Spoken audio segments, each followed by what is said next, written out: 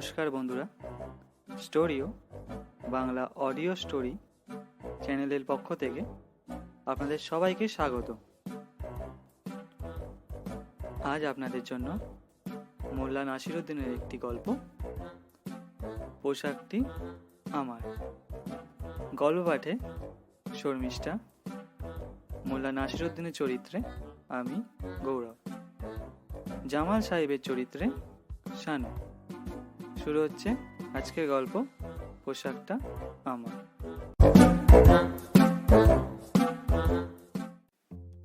একদিন নাসির উদ্দিনের এক পুরনো বন্ধু জামাল সাহেব দেখা করতে এলো। নাসির উদ্দিন বলল, চলো বন্ধু, তোমাকে আজ আমার প্রতিবেশীদের সঙ্গে আলাপ করিয়ে দিই। জামাল সাহেব বললেন, এই পোশাকে কি তোমার প্রতিবেশীদের সঙ্গে আলাপ করা যাবে? আশ্চর্য। নাসির উদ্দিন ওকে একটা দামি পোশাক দিলেন। তারপর দুইজনে একটা বাড়িতে গিয়ে উঠলেন। নাসির উদ্দিন বন্ধুকে আলাপ করিয়ে দিয়ে বললেন,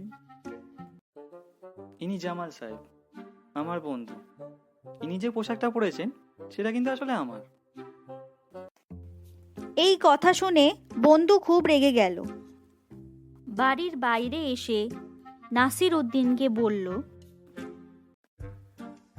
তুমি কেমন ভদ্রলোক নাসির? সামান্য ভদ্রতাও শেখনি? পোশাকটা যে তোমার সেটা বলার কি খুব দরকার ছিল? নাসির উদ্দিন বন্ধুর কথা মেনে নিলেন। পরের বাড়িতে গিয়ে নাসির উদ্দিন বললেন, ইনি হলেন আমার বন্ধু জামাল সাহেব। ইনি যে পোশাকটা পরে আছেন এটা কিন্তু ওনার নিজেরই। এবারও জামাল সাহেব খুব রেগে গেল। বললেন, নাসির, কেন তুমি মিথ্যে কথাটা বললে? এটা বলার কি দরকার ছিল?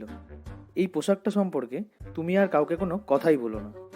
আবার তৃতীয় বাড়িতে গিয়ে নাসির উদ্দিন বললেন, ইনি আমার বন্ধু, তবে উনি যে পোশাকটা পরেছেন তার সম্বন্ধে কোনো কথা বলতে উনি আমাকে বারণ করেছেন।